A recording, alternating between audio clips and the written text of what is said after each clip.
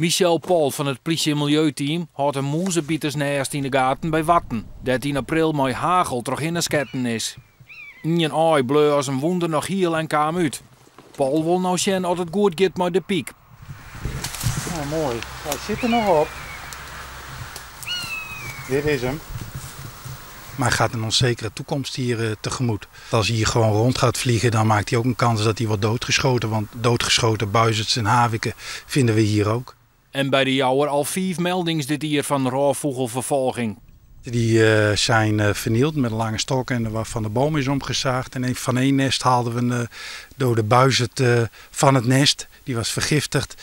En haar eieren die waren inmiddels al opgegeten door de zwarte kraai. Alleen het mannetje die bracht nog steeds voer aan bij dat dode vrouwtje. En op haar lagen dus verschillende dode veldmuizen.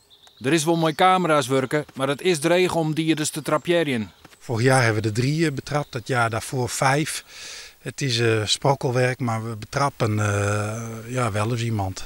En wat binnen het van mensen, wat voor circuit komt dat dan? Dat ze vinden dat die roofvogels hier net wezen mooi? Ja, het is een mengeling van een jachtbelang en een weidevogelbelang. Dat zien wij als motief voor het doden van roofvogels. Want men wijst allemaal naar de roofvogels, maar de ware oorzaak ligt bij de mens zelf.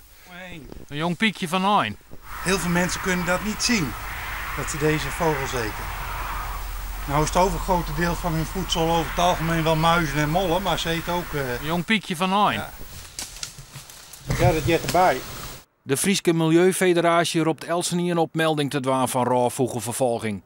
2 jaar lang voorlichtingscampagne had net genoeg geholpen. En yield voor een vervolg is er net. Maar wat dan? Wij betrekken nou de groene organisaties. Daar hebben we Natuurmonumenten, Staatsbosbeheer, Frieske Heer, Bond van Friese Vogelwachten. En die willen we erbij helpen om te melden op het moment dat ze wat zorgen. De politie zal takken meer camera's inzetten voor het tafersjoch op roofvogelnesten.